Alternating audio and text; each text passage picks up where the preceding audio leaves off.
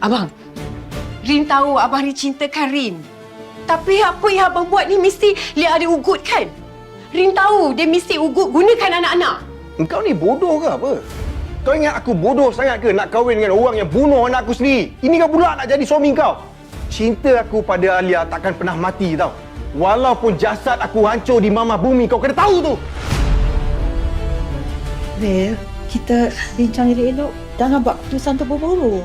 Ini bukan terburu-buru, Ma. Memang real decide benda ni bila nak kahwin dengan perempuan di bangkai ni. Jadi selama ni kamu tu pura-pura je lah. Sebab semua ni plan kamu nak kenalkan kami sekeluarga. Bukan plan kami, tapi plan Mak Su dengan perempuan hati busuk ni. Habis aku tak terkena. Aku tak malu dengan apa yang kau dah buat.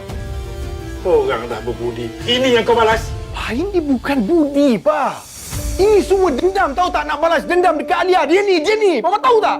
Aku yang setuju dengan plan dia orang. Aku ni yang benci dengan bini kau tu.